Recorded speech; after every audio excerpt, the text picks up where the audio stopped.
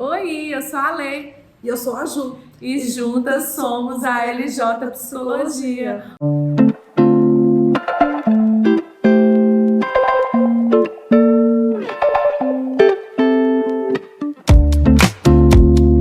Oi, pessoal, tudo bem com vocês? Hoje a gente está aqui para falar de um assunto que causa muita curiosidade dos candidatos. O que é que acontece no bendito dia da avaliação psicológica? Como é que é? O que vai acontecer? Quem vai aplicar os testes? Que testes são? Qual é a ordem? Quantos dias vão ser aplicados os testes? Então hoje a gente veio esclarecer isso para vocês. Ju, vamos lá. Tudo começa no edital, né? O candidato tem que saber o edital de cabo a rabo. Sim. Né? Isso aí não tem como. Não gosta de ler? Vai ler o edital. Não dá para escapar disso, não. Lá no edital, geralmente, a grande maioria dos editais aí de concursos de segurança pública, eles já trazem na sua primeira edição, lá na primeira versão, o cronograma, que é a previsão de quando vai acontecer cada etapa do concurso. Então tem lá a data das provas objetivas, a data do TAF, previsão, né, Ju? Isso. A data da avaliação psicológica, a data dos exames médicos e tem até a data da convocação, que é a última fase do concurso, né, Ju? E aí os candidatos vão acompanhando os atos de convocação através do site, Sim. né? Que lhe é fornecido.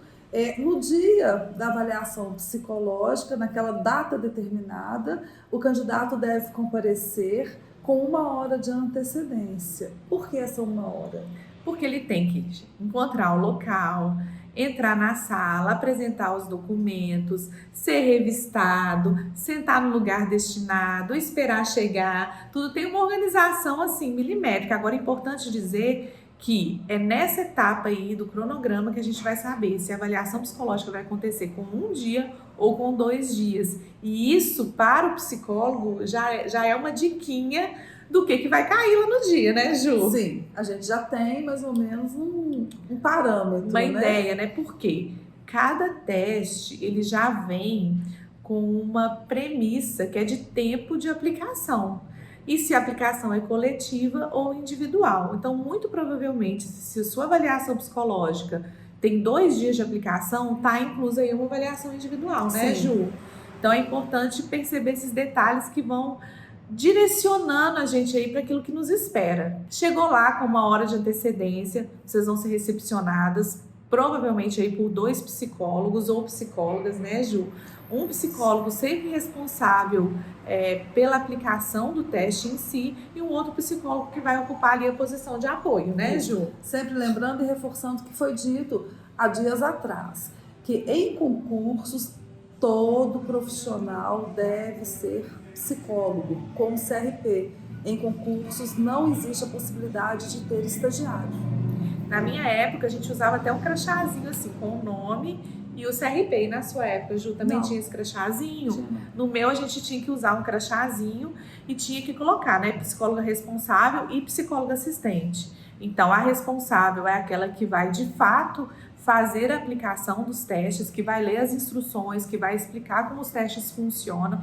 E a psicóloga assistente é aquela que vai ajudar a distribuir os testes, conferir se o candidato respondeu todas as questões em alguns testes, verificar se não houve nenhuma tentativa aí de cola, porque isso acontece, né, Ju? Gente que quer continuar o teste depois do tempo determinado, gente que olha para o lado para ver o que o candidato do lado está fazendo, gente que não pega o lápis direito, gente que não traz o lápis e está fazendo a caneta quando tem que fazer a lápis. Então, acontece. Depois a gente pode até fazer um vídeo sobre isso, Gente de todo né? tipo aparece na hora da avaliação. Então, vamos lá, gente. O que eu não posso esquecer no dia da avaliação psicológica, Ju? Carteira de identidade ou carteira de habilitação. Alguns editais solicitam caneta e lápis. Água. Água. É importante levar. Uma coisa importante da água também é assim, gente, não tem que tomar 3, 4 litros de água, não. É água o suficiente para não deixar a boca seca. Porque já pensou se você fica com vontade de ir ao banheiro fazer xixi na hora do exame, na hora do teste, e fazer um teste também apertado para ir ao banheiro, não é uma experiência que você quer ter naquele momento. É desconcentração, viu? É,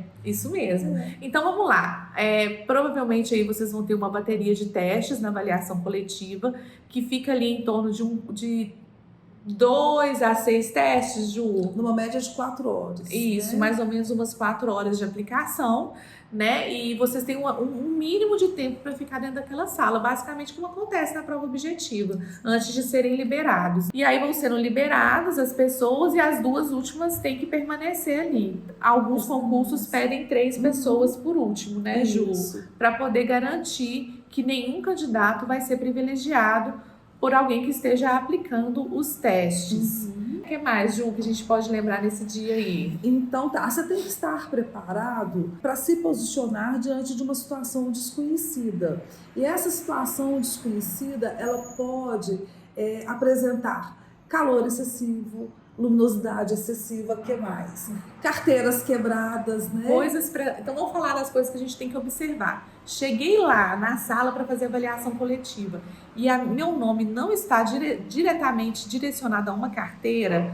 Por que eu estou falando isso? Alguns concursos, eles já determinam onde o candidato vai sentar. Então, seu nome já está etiquetado, não tem como fugir daquele lugar. Caso não seja essa a sua realidade, você tem que observar. Debaixo de ventilador, não senta, a folha vai ficar voando. Do lado de janela, a mesma coisa. Tem cortina que fica batendo. Perto da janela ou na direção do sol, não é uma boa. O sol vai mudar de posição, obviamente, durante o tempo que você estiver lá. E aí, se o sol bate diretamente no seu olho, vai te incomodar.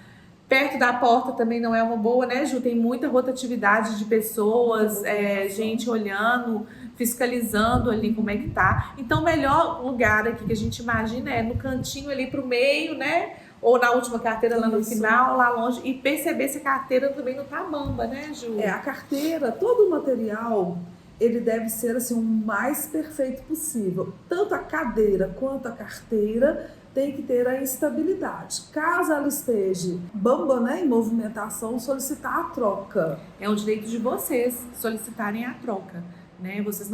Vocês têm o direito de falar que aquele material ali pode prejudicar, principalmente nos testes expressivos, né, Ju? Se a mesa estiver bamba, isso pode alterar os seus resultados. Sim, aí. Teste de atenção, você segurando a cadeira e fazendo o teste também tem alguma interferência, tá?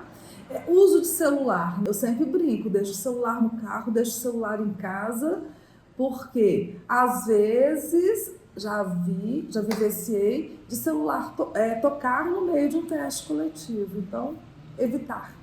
Isso mesmo, né? Espero que vocês tenham gostado aí das dicas que a gente deu hoje. Semana que vem a gente volta. Um beijo pra vocês. Tchau, Até mais, tchau. gente.